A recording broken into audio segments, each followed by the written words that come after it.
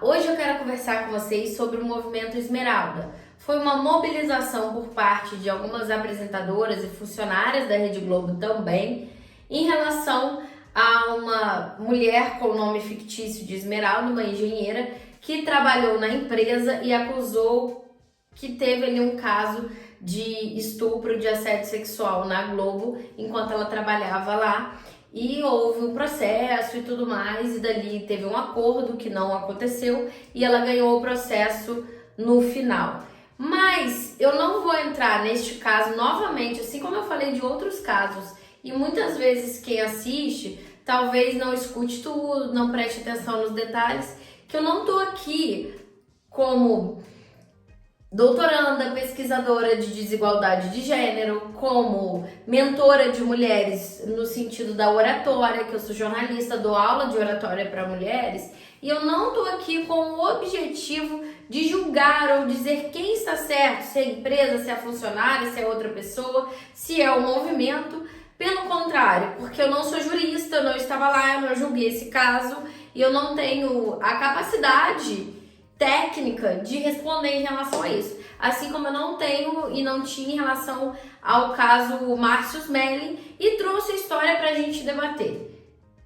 Por isso eu estou com muita responsabilidade no momento que eu ligo a câmera e venho falar. Muitas vezes as pessoas falam um monte de besteira para mim ali e não escutaram que a ideia não é pegar o caso específico e desmembrar o caso. A ideia é trazer o debate para o social, que é a minha área de atuação como pesquisadora de ciências sociais, de ciência política, de mundo, de aspectos da nossa sociedade, do todo. É sobre isso que eu quero falar com você e principalmente também quero conversar bastante sobre como a oratória feminina, o empoderamento feminino pode ajudar mulheres a fugirem dessas situações, a saírem o melhor possível de situações de assédio, que, claro, é muito difícil de se sair bem.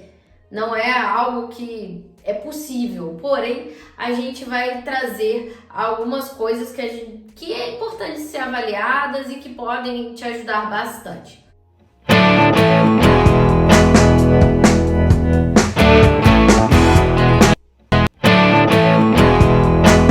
Se você está vivendo uma situação de assédio, é muito importante que você busque ajuda, que você fale com as pessoas, seja esse assédio moral ou sexual.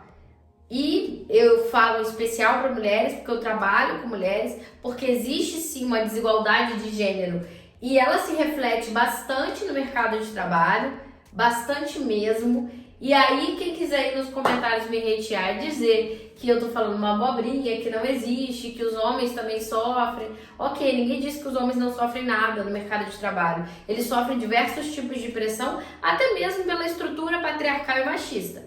Porém, estamos falando aqui em especial das mulheres, porque existe sim diferença grande. Por isso eu quero falar desse assunto e é a minha área de estudo, pesquisa e atuação também como mentora de mulheres, como alguém que ensina comunicação feminina, liderança feminina. Então isso é um assunto que cabe a mim nesse aspecto somente, e não no jurídico, claro que não. Aproveita e já se inscreva. O assunto não é feliz, não é alegre, porém a gente sempre pode conversar e pensar sobre. Esse é o foco sempre, pensar sobre, e não dizer o que é certo e o que é errado. Claro que o assédio é errado. Entrando nessa seara, vamos refletir ali que a pessoa que está sofrendo assédio, ela primeiro precisa perceber que ela está sofrendo assédio, quando não é um assédio sexual, digamos assim, muito brutal.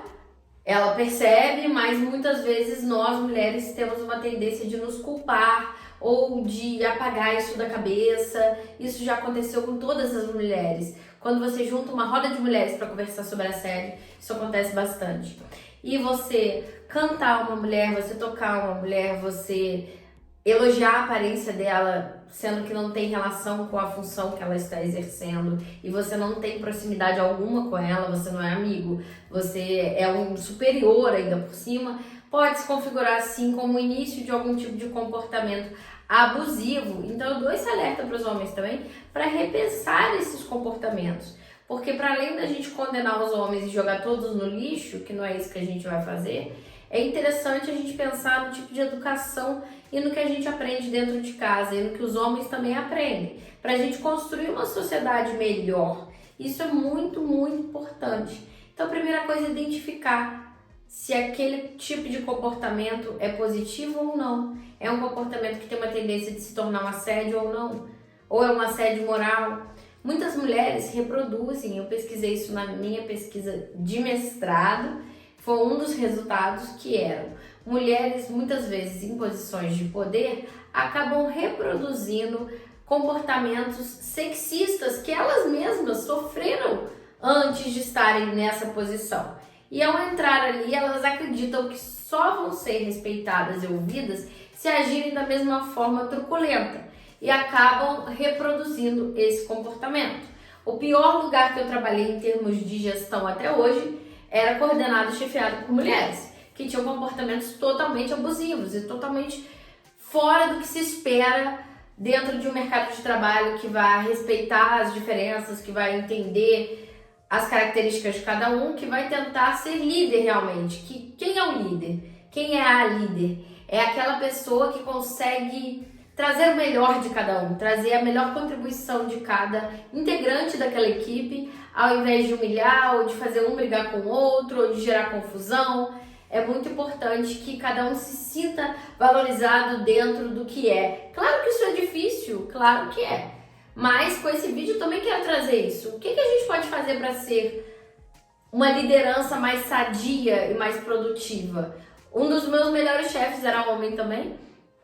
E eu via muito esse comportamento dele. Por exemplo, eu como jornalista, se o texto não estava tão bem escrito ou estava muito simplista e eu tinha um conteúdo melhor e mais denso para trazer, ele sentava junto comigo ao meu lado, me chamava e falava: vamos pensar isso aqui? Vamos reanalisar. Eu achei esse seu texto um pouco sem graça, acho que pode trabalhar melhor, acho que pode ser mais bem desenvolvido, acho que você consegue entregar mais. Vamos pensar isso aqui, o que ficou faltando? Como poderia ser diferente? E nós passamos a reeditar esse texto juntos. Isso faz você aprender muito. Eu também já tive uma chefe mulher muito boa na Band, na TV, que eu estava muito no início, entrando no mercado de trabalho como jornalista. Ela me chamou, sublinhou vários erros de jornalismo mesmo, de técnicas de redação, e me mostrou que aquilo não era bom. E me mostrou por que não fazer aquilo. Acredito que por aí você direciona o funcionário, o subalterno, a pessoa que está ali, o estagiário, quem está começando a ter um outro olhar a partir da sua experiência, porque geralmente quem lidera já teve alguma experiência. Então essas são algumas coisas que um bom líder pode fazer. E tudo que a gente não quer é o que eu acabei de fazer. Dei um exemplo de um bom comportamento e de um comportamento ruim. O comportamento de você falar sobre a aparência física de uma mulher, seja pro positivo ou pro negativo. É diferente, por exemplo, nossa, cortou o cabelo, ficou legal. É diferente, nossa, essa roupa, hein, tá curta, hein, sabe? Tem umas cantadinhas que não pegam bem mais. A gente nunca deveria ter pegado bem. Mas hoje em dia o debate é muito grande. Então não fica legal, não cabe num espaço de mercado de trabalho cantadinhas, oferecer carona, certos comportamentos, se você não tem intimidade com aquela pessoa ou se ela não deu abertura para aquela pessoa. Eu tenho uma história até levemente polêmica. Uma vez foram tirar uma foto de um chefe só com as funcionárias mulheres e eu saí da foto, eu deixei de participar. Virou uma polêmica enorme e vieram me perguntar por quê. Nem foi ideia do chefe.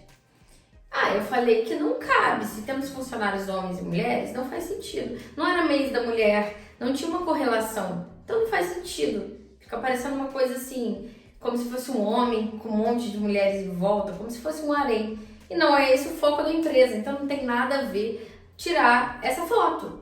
Então são pequenos detalhes e pequenas coisas que a gente vai modificando no nosso dia a dia, na nossa forma de ver o mundo, na nossa forma de trabalhar e lidar com as pessoas, que melhoram e mudam a realidade e reduzem esses comportamentos ou mostram que eles não são válidos e não são mais aceitos como já foram anteriormente, infelizmente.